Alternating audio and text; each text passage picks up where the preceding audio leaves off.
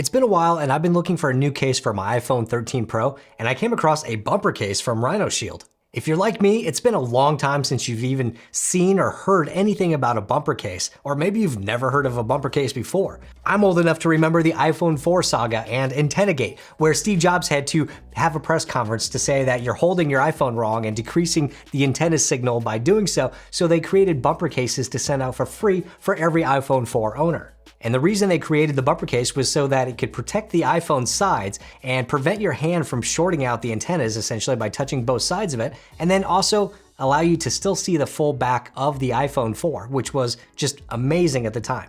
So after cruising on Amazon for a while, as one does on a weekday, I came across this RhinoShield CrashGuard bumper case. And I have to say, it's pretty darn cool. I've had it for about a week now, and there's a lot to like about it. Now, it's been a little while since I've done the iPhone case reviews, since I've mostly stuck with the Apple silicone cases or some previous cases from channel sponsors, but this one caught my eye, and it's actually two separate pieces. So let me pop the iPhone out and you can see that.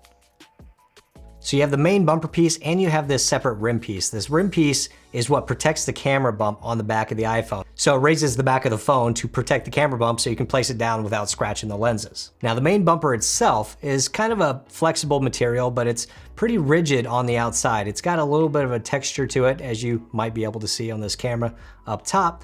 You got the buttons, you got the cutouts, and you got the ports on the bottom. So right here, we have RhinoShield, and it actually looks really nice just by itself. So to get the iPhone back into the RhinoShield bumper case is a little bit tricky, and it took me a few minutes when I first got the case, and I felt like an idiot. But here, let me show you the easiest way to do it. So on this side of the bumper case, it says RhinoShield. Now on the rim piece, you also have the RhinoShield and the logo. So if you align those on the same corner and push the rim through there, that's going to properly align the rim and allow your iPhone to sit correctly inside the case. So the rim is in, and now we should be able to place the iPhone in on top of it. And there we go. So we are in. And look at that. Look how the iPhone just sits in this bumper case, and it looks really, really good. So this is the midnight blue case for the iPhone 13 Pro, and I think it looks really good with the Sierra blue color. However, you can of course get any of these other colors, and they have plenty depending on which model of iPhone 13 or 13 Pro that you have. So besides the color, which looks amazing with the Sierra blue iPhone 13 Pro, the camera bump protection on the back works really well. It has plenty of space to fully protect that camera bump and does a good job. So one of the best things about a bumper case like this is that you actually get to see the backside of your iPhone and touch it. Unlike those silicone cases that are clear and have like those dot matrix patterns on them to prevent bubbles, or the clear plastic back cases that get scratched and dusty and fingerprinty, and you get all those dusts and particles and pieces of hair and other stuff trapped between the case and the iPhone. This one just shows you the back of the iPhone and still protects it pretty well. Now, when it comes to protection, I have actually dropped this iPhone in this case twice in the last week because of those darn cats. And as you can see, this case is perfectly fine. There are no scuffs, scrapes, dings, or anything. And of course, the phone is still working as it's supposed to. So that tells me that the case is probably gonna hold up pretty well if it's already taken 2 falls and shows 0 sign of damage. The iPhone doesn't feel like it's going to fall out of this case. It feels nice and snug. You can pull the sides of the case and get some bending, but it stays pretty securely in the case. The buttons are also nice and tactile. They're a hard plastic on the case and they feel really tactile. That's one of the things that bugs me about a lot of cheaper cases, is that the buttons are just made of soft, flimsy plastic or soft silicone.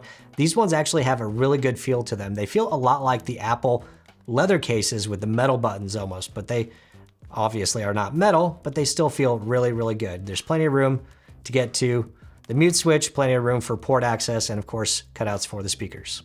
Now this case is just a little bit wider than what I'm used to with the Apple silicone case. It's just a little bit wider. It's not a big difference, but you can feel it.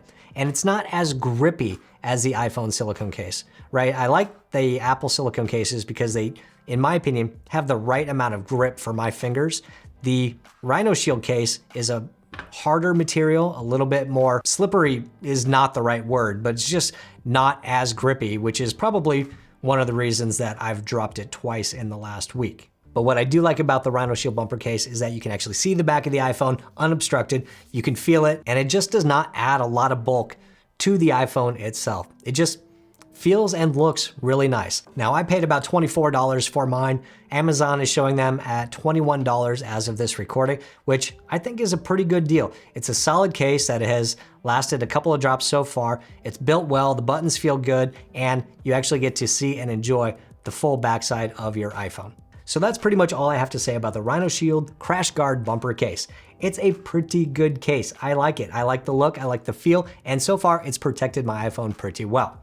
But if you're looking for a way to go caseless with your new phone, then definitely check out this video right over here. This is one of my first. Hit the thumbs up button if you liked it, hit subscribe if you want, and I'll see you next time.